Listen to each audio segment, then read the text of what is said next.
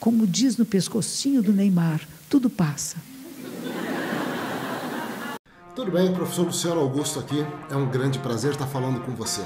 Olha só, essa é uma aula muito importante, é uma aula de mentoria.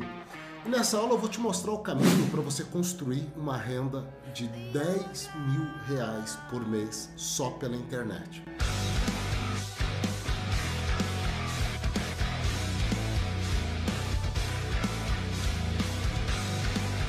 Não vou nunca voltar a ser quem eu era. Isso é uma coisa que eu já aprendi na vida. A vida não tem volta. Eu nunca vou voltar a ser a pessoa que eu fui.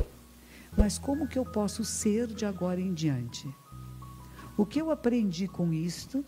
O que eu aprendi comendo mais do que eu preciso? Que eu fico mais pesada, que eu estou com dor no joelho, eu estou com uma tendinite no joelho. A gente já ouvia falar tendinite na mão, no braço, mas no joelho.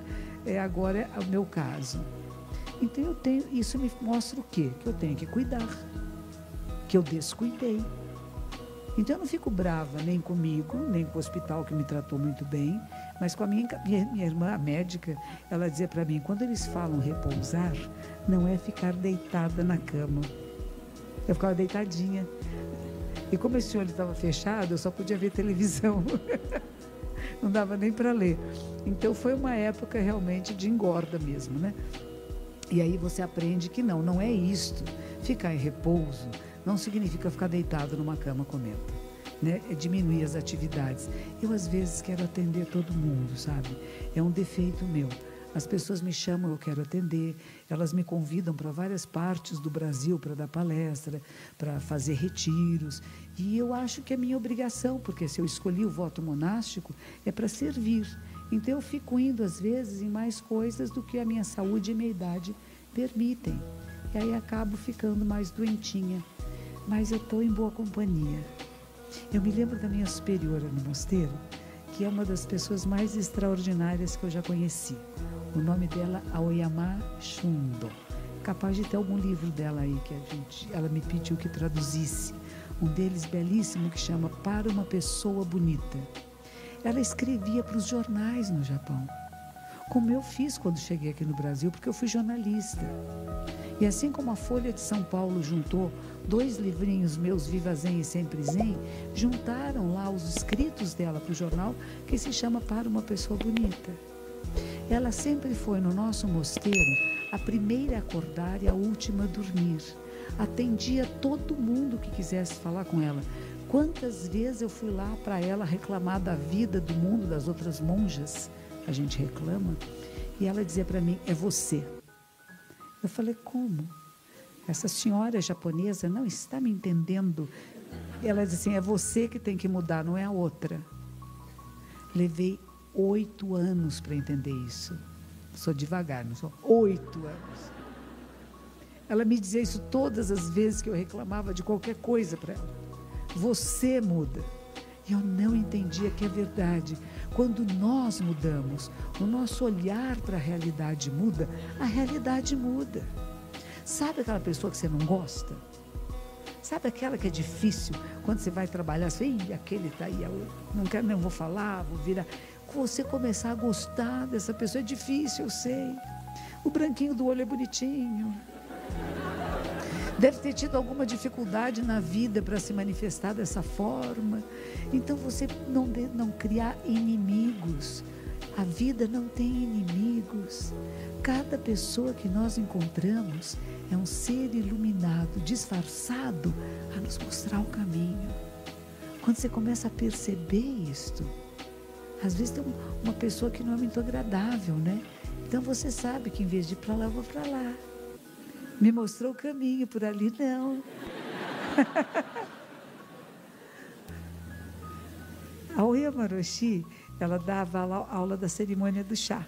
É um chazinho que você bate assim com uma esponjinha, né? Uma coisinha de bambu. E ela diz que entre as alunas dela, tinha uma que elas chamavam a sinistra. Sabe aquela pessoa que entra na sala, todo mundo alegre, contente, e aquele personagem que entra na sala, né? E já fica todo mundo assim, triste, parado. E o que ela dizia? Eu espero não ser como ela. Eu não posso mudá-la. Quer dizer, que sofrimentos, que tristeza carrega esse ser humano. Mas que eu seja uma pessoa, e ela dizia isso, que ao entrar na sala as pessoas se alegrem. Eu não quero que elas fiquem tristes com a minha presença. Mas para isso ela tem um coração alegre. O meu professor, eu perguntava a ele, quando ele vinha para o nosso mosteiro, monges entre si têm os seus pequenos atritos, irmãos. Vocês têm irmãos? Conhecem a convivência na irmandade? A doçura do tratamento do irmão? As poucas exigências que um tem para o outro? Mas o dia que o meu professor vinha, ele vinha de tempos em tempos para liderar um retiro. No dia que ele vinha, já no dia anterior nós começamos a virar santas. Era uma coisa mágica. E um dia eu perguntei para ele, o que o senhor faz? Porque só de pensar que o senhor vem para cá, a gente fica boazinha. Ele disse assim, é o seu coração. É você. Se você gosta das pessoas, se você trata bem as pessoas, elas vão gostar de você. E elas vão tratar você bem. É lei de causa e efeito. Se você é grosseiro, se você é rude, se você entra num táxi e já fica brigando com o taxista, ele vai brigar com você. Mas se você o respeita, se você tenta entender este ser humano, que às vezes não tem ar-condicionado no carro dele, que ele é pobre, ele não está pegando muito cliente, ele está tendo dificuldade, o Uber está atrapalhando ele, não é? Então você não fica bravo com ele, fecha o vidro, abre o ar, ele fala, não tem ar. E aí você fica bravo, não fica bravo com as pessoas, nem com a vida, nem com o mundo. Quando você vê uma pessoa que está muito irritada, você fala, será que eu faço isso? Será que eu já fiz isso com alguém? Será que eu posso me observar para eu não fazer isto? E eu vou terminar contando a história do YouTube. Eu gosto sempre de contar por que eu estou no YouTube. Por causa do meu bisneto. Eu tenho um bisneto chamado Mahal.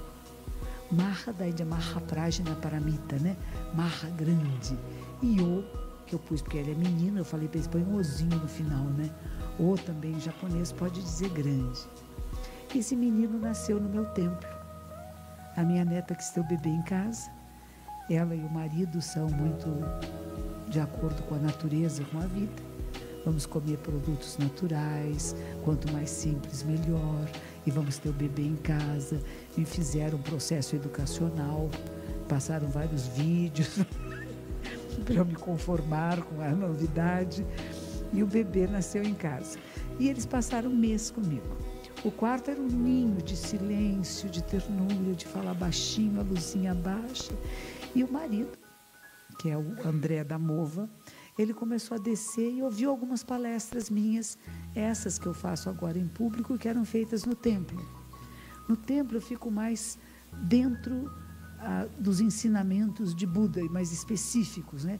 Como aqui vem pessoas de muitas religiões diferentes, e eu não vim aqui para influenciá-los e dizer sejam budistas, eu dou apenas algumas pinceladas nos ensinamentos. E ele ouviu os ensinamentos e disse assim, eu posso gravar? Foi, pode. Pode pôr no YouTube? Ponha. Agora, eles são muito hábeis.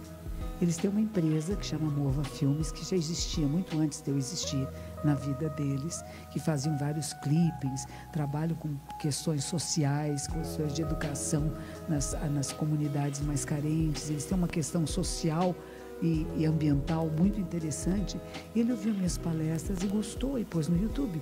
Só que eles fizeram melhor do que essa, vocês estão percebendo, vocês já viram no YouTube, né? Não é melhor? É mais curtinho, tem musiquinha, às vezes está branco e preto, né? Está bem bonitinho, né? Eles pinçam e com isto começou a ter grande divulgação.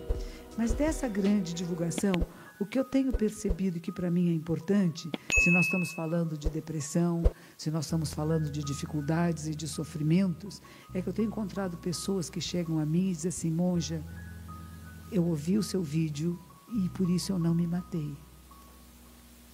Eu não ouvi isso uma vez, mas 2, 3, 4. Eu queria me matar, eu queria acabar com a minha vida. O mês passado foi o mês do não suicídio. Nós sabemos que tem aumentado muito o número de suicídios entre jovens. Na faculdade de medicina, aumentou muito o número de suicídios entre jovens estudantes. Nós temos que olhar para isso. E a pessoa que vai se suicidar não dá a impressão que vai se suicidar. A Fátima Bernardes, ela apresentou no programa dela fotografias de pessoas que se suicidaram muito alegres nas fotos.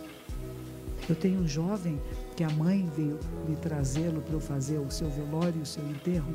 Ele tinha 25 anos, era primeiro aluno de uma faculdade muito difícil de entrar, era um homem de 1,80 m de altura, era um lutador de uma arte marcial do qual ele era a faixa mais alta e, de repente, um dia, ele deu um tiro na cabeça.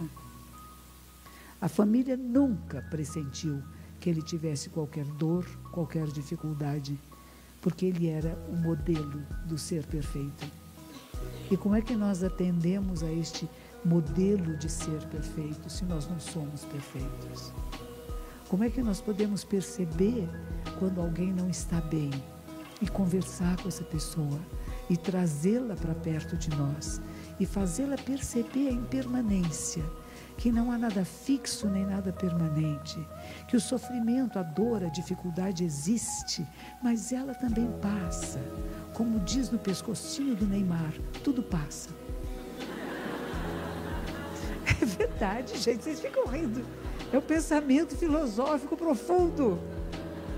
É ensinamento de Buda. Não há nada fixo nem nada permanente, tudo passa. Mas se a gente realmente percebe a impermanência, você não precisa se matar, porque vai morrer mesmo. É garantidíssimo, a morte é garantida. Então não precisa apressar o barco, vai chegar lá. E na hora que chegar, que a gente possa ter uma boa morte. Não é legal ter boa morte? É uma morte que não tem arrependimentos. Eu fiz o meu melhor. Eu procurei excelência no que eu fazia. Eu não fiz mais ou menos. Eu não deixei para depois nem para amanhã, porque minha vida é hoje, aqui agora. E eu faço o meu melhor. E o lugar que eu estou é o melhor lugar do mundo, porque eu faço dele o melhor lugar, porque eu estou presente. Seja a empresa que eu trabalho, seja a família na qual eu estou envolvido, seja o bairro que eu estou. Olha, quantas vezes eu varri as ruas do bairro da Liberdade quando eu estava lá. Limpei bueiros no bairro da Liberdade. Nós criamos uma condição, os lojistas, as pessoas que têm templos lá, nós nos reunimos, dizemos como é que nós melhoramos esse bairro. E não dizer o bairro não presta, está ruim. O Rio Tietê é a mesma coisa. Em vez da gente olhar para o Rio Tietê, para o Rio Pinheiros e que, ai, que fede, que é ruim, o que eu faço para que fique melhor? Como é que eu cato papéis na rua dessas pessoas que não prestam atenção e que jogam bala, que jogam restos de garrafa na rua, latinhas? Como é que eu tiro, impeço que esse lixo entre nos bueiros e que vai chegar até os nossos rios? Como é que eu falo com empresas que estão jogando produtos químicos? Que campanhas nós podemos fazer para que haja mudança?